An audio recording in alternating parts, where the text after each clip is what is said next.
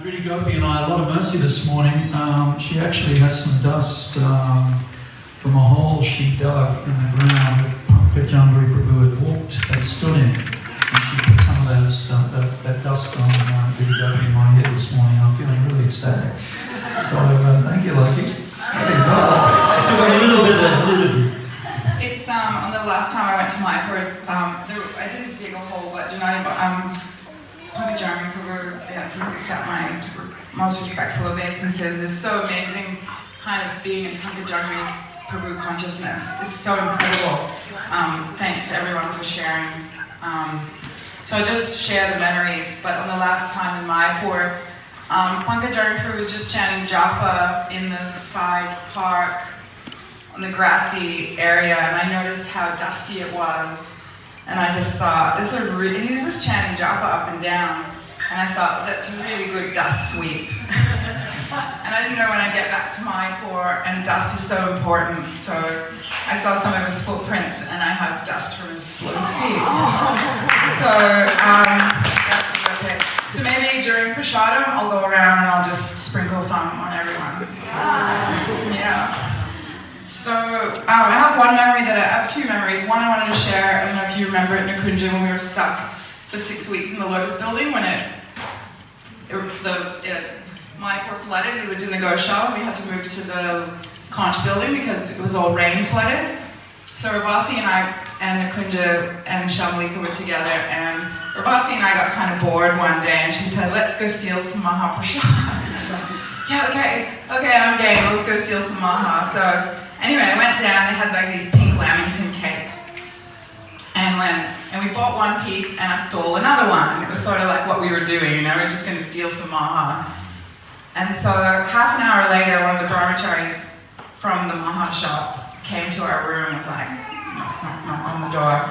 Machaji, you took some cake. And Ravasi were like, no, you can take Maha. We were going with that, that old trick. No, it's okay, you can steal Maha. And he got really upset though, because he would have to pay for it.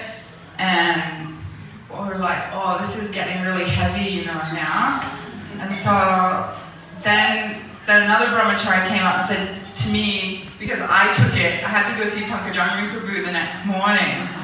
I had to go, and I was just like, oh, this is awful, I have to go see Pankajangri Prabhu about this pink coconut lamington cake I clearly took. And I just went into the Maha shop and he was there, and he just had the half smile for me, and I said, so about the cake, and he just looked at me and he said, and it really changed me forever. He just said, you know what you did. And I thought it was so amazing, to just never have to second guess or think that we're getting away with anything. It's just that I know if I took it or not, and that was the end of it. Handed over the 15 rupees. It was a really special instruction. The other one is similar. I was leaving, I was going back to Toronto, and the devotees said, you would always go and check in and go see Janani Vas Prabhu and Pankajangri Prabhu when you left Mayapur.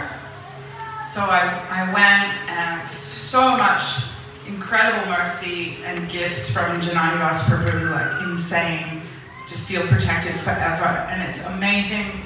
I really learned how the Pujari connects the devotee to the deity. And it's such an amazing service, and they're exemplary like that. So when I was going back to Pankajangri Prabhu, and I had a photo of the Toronto deities, and I said to him, would you pray to them for me that I could come back? And he had the photo in his hand, and he turned it, and he put it right in my face like that, and stretched his arm out, and he said, you pray to them. And he just told me, talk to the deities yourself. And I think he'll never die. I think he lives with us forever.